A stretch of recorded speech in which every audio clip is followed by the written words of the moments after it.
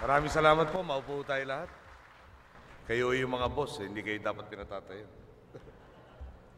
Galang-galang na kalihim, Rene Almendras, na walang humpay na mamayat sa pagsumikap na mapagandang enerhiya ng ating bansa. Ang dati na pumpayat, Mayor Dennis Go, sana huwag ka masyadong lumusog. Galang-galang Edita Bueno, Administrator, National Electrification Administration. Mr. Joseph Konghun, Board Member, NEA. Father C. Victor Lobrigo, Board Member of NEA also. Mr. Antonio Perez, officials and employees of the National Electrification Administration, Tarelco, and Task Force Kapatid. Mayors from the different municipalities of Tarlac, fellow workers in government, mga minamahal kong kababayan, magandang hapon po sa inyong lahat.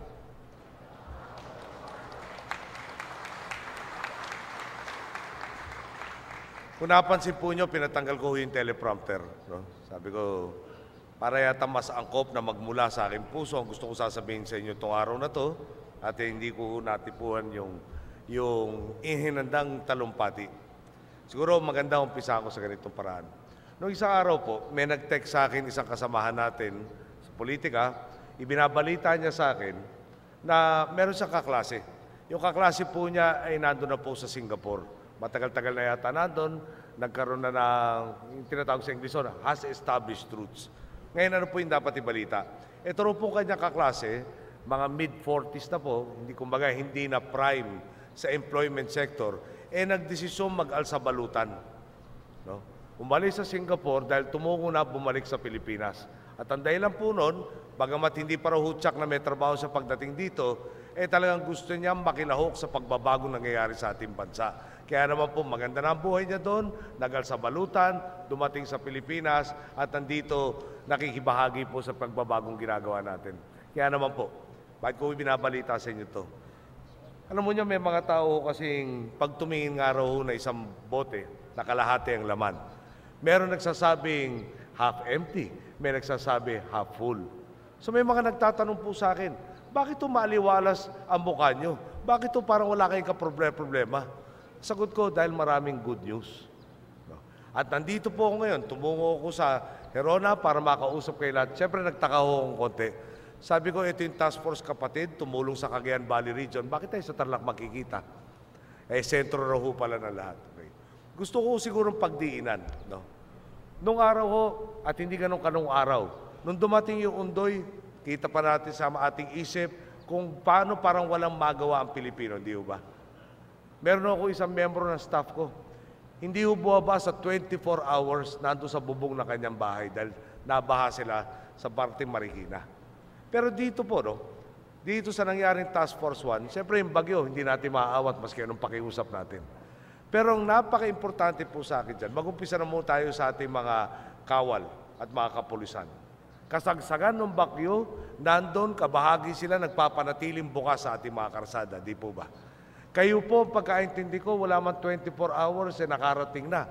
Lahat ito mga kooperatiba para makatulong sa ating mga kapatid sa Cagayan Valley, maibalik yung kuryente nila. At ako po'y talagang galak na naririnig nung sinasabi sa atin ng mga taga doon.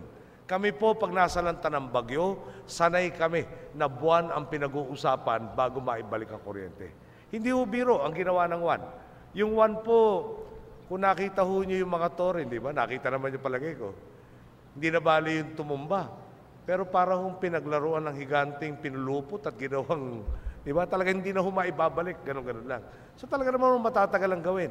Pero dahil nandiyan kayo, no? Na may voluntarismo tayo, may malasakit tayo lahat, na ibalik at bawasan ang paghihirap ng ating mga kababayan sa Cagayan Valley. Kaya doon po, maraming salamat sa inyo.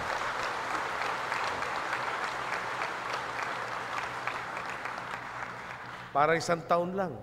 Undoy, Pepeng, ala tayong magawa, may dumating na WAN, at sa talaga naman pong mula sa ating weather service, sa ating pong kasunduluhan, kapulisan, pati na po yung mga LGU, at lalong-lalo na kayo na talaga hindi naman natin masasabing tungkulin nyo na dumamay doon, nagpunta doon, ibinahagi ang inyong kaalaman, dinala ang inyong kasangkapan, pati dunong, at ang pinakamabigat pa ho pala doon, wala man ho kayong siningil sa gobyerno.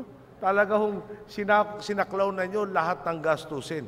Eh pag ganyan ng ganyan po araw-araw, bakit naman ho talaga hindi natin mapapabilis ang pagbabago ng ating bansa? Dahil yung Pilipino naman po talagang laganap na yung kapwa po sagot niya. Kaya doon po ulitin ko lang ho, maraming salamat sa inyo po.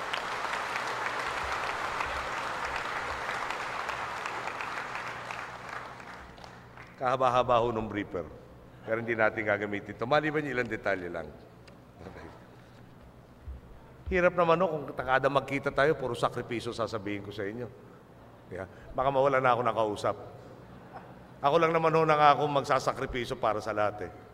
Hanggang 2016 lang ho. Ano na lang po yun? 66 months na lang ang natitira.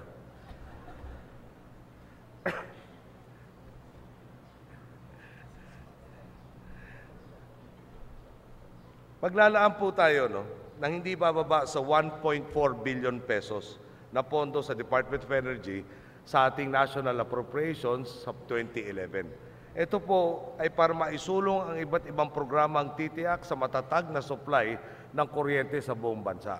Okay. Yung nakalipas sa administrasyon, marami pong pinagmamalaking accomplishments.